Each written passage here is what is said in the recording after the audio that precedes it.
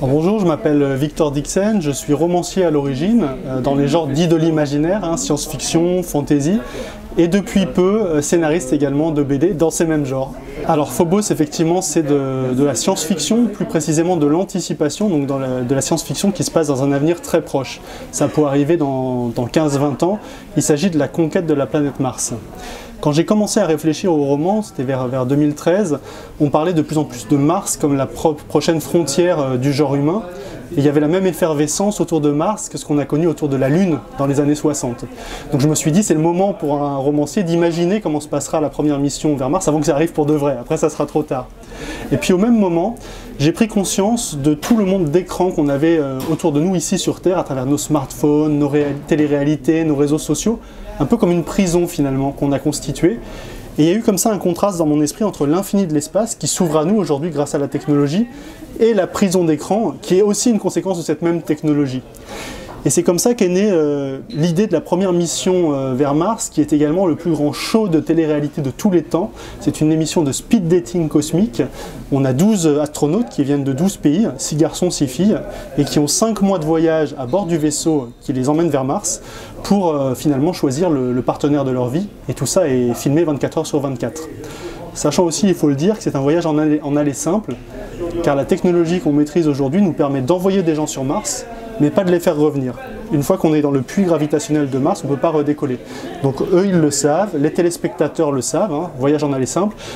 Normalement, il y a une base magnifique qui les attend à l'arrivée, mais bien sûr, tout ne va pas se passer comme ça, parce que sinon, il n'y aurait pas d'histoire.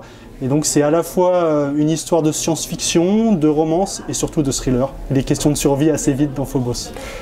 Alors c'est Glénat déjà qui est venu voir l'éditeur Lafon en disant « Ah, on a lu les romans et cette BD, justement cette histoire, lapsus, cette histoire, elle rendrait bien en BD. » Donc c'est comme ça qu'est né le projet. Et c'est vrai que ce sont des romans que j'ai écrits déjà un peu comme un script de cinéma. Je ne les ai pas découpés en chapitres traditionnels comme un roman, mais en séquences, parce que ça parle d'images, ça parle d'écran, donc on a le champ, le contre-champ, le hors-champ, comme ça, différentes focales de caméra qui rythment le récit. Donc on était déjà assez proche d'une adaptation visuelle, je dirais.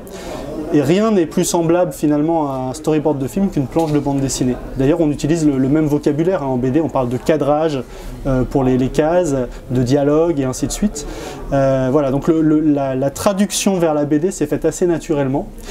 Et tu parlais tout à l'heure de projet audiovisuel, il y a une série télévisée qui est en cours de pré-production actuellement. Voilà, donc cette histoire verra aussi une nouvelle adaptation sous forme de série télé. Alors déjà, on a fait un peu un casting d'illustrateurs. On a présélectionné, enfin l'éditeur Olivier Jalabert à l'époque chez Glénat a présélectionné des illustrateurs dont le style correspondait bien à l'histoire. On a demandé une planche d'essai et Eduardo Francisco, donc le dessinateur au Brésil qu'on a retenu, tout de suite, son style m'a paru convenir complètement. Il vient du comics américain, il travaille beaucoup pour DC Comics notamment. Il a ce côté très réaliste qu'ont les dessinateurs de comics, sur les personnages, sur la technologie aussi. Pour moi, il fallait que le dessin soit réaliste parce que cette histoire pourrait se passer demain, comme je le disais tout à l'heure. J'avais envie qu'on soit immergé dans l'histoire, qu'on ait l'impression d'être à bord du vaisseau, et ça, Eduardo l'a parfaitement rendu.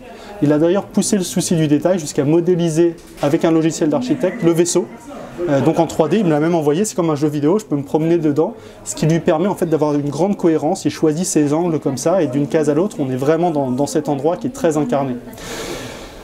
Mais il a aussi quelque chose qui est très propre, je pense, à la culture latine et au fait qu'il soit brésilien, c'est qu'il réussit à rendre bien les émotions des personnages. Et ça, c'est un élément aussi très important de l'histoire Phobos.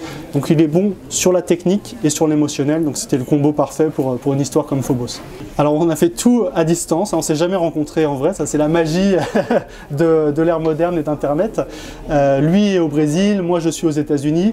La coloriste sur le premier album était en Italie, l'éditeur en France, donc très international, un peu comme l'équipage finalement du Cupido, le nom de ce vaisseau qui va vers Mars.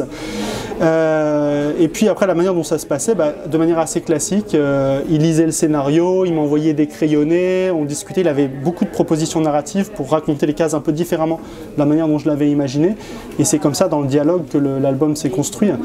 Après, moi je suis grand lecteur de BD depuis toujours, depuis que je suis ado, donc j'étais très content de passer de l'autre côté, de passer du côté scénariste.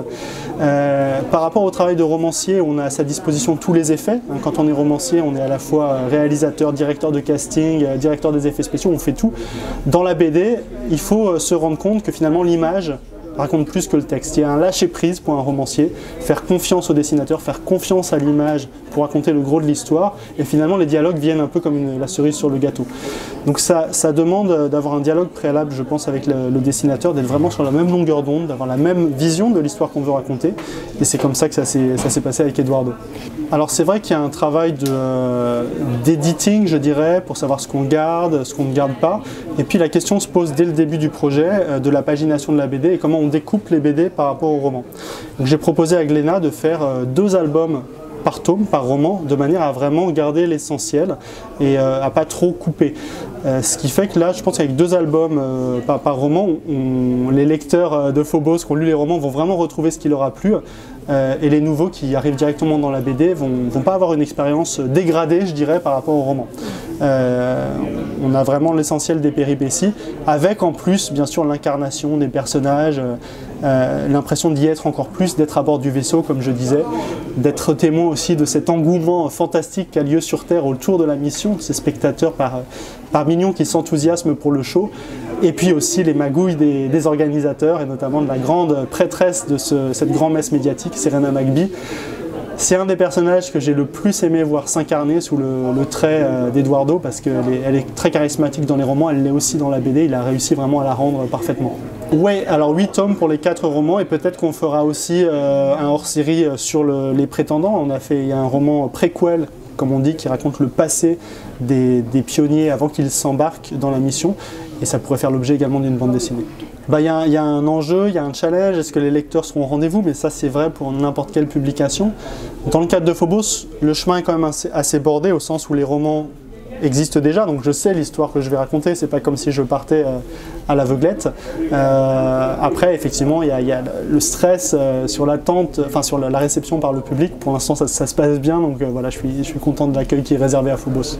Oui, alors j'aimerais bien, il y en a un en particulier, qui est un roman one-shot, pour le coup, qui n'est pas une série, c'est Extincta.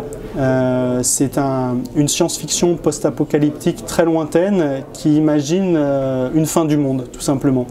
J'ai pris les pires scénarios des scientifiques par rapport au réchauffement climatique, à la montée des eaux, à la 6e extinction massive des espèces, et j'imagine un monde très, très lointain, plusieurs siècles dans le futur, où presque toutes les espèces animales ont disparu.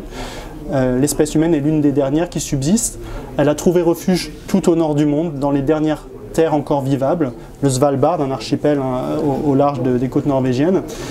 Et cette histoire, c'est l'histoire de l'extinction de l'espèce humaine. Donc c'est un récit assez sombre, avec en même temps une pointe d'espoir, assez poétique. En tout cas, j'ai essayé de l'écrire de manière poétique, et finalement très visuelle, parce qu'on a ces paysages désertiques où la nature a disparu finalement, avec juste des silhouettes humaines qui se perdent dans ce décor vide et qui sont vécues de ce qu'ils appellent des linceuls, donc des espèces de grands voiles teintés de couleurs différentes en fonction de leur caste.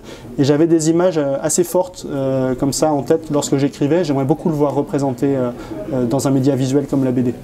Alors, il y en aurait tellement, je dirais, enfin, c'est entre Victor Hugo, Tove Jansson que j'ai adoré étant enfant, mais je dirais que ce qui m'a donné envie d'être écrivain comme beaucoup d'autres, et là c'est pas très original, c'est la découverte à l'âge de 13 ans de l'œuvre de Tolkien, j'ai pris conscience en lisant Tolkien en fait qu'un auteur pouvait créer un monde aussi vrai que notre monde, voire plus vrai. Quand on est plongé dans Tolkien, il n'y a rien d'autre qui existe. Cette épaisseur fictionnelle incroyable d'avoir créé des langues, des civilisations. Voilà, donc rentrer dans le cerveau démiurgique de Tolkien, ça serait une expérience assez folle, je pense.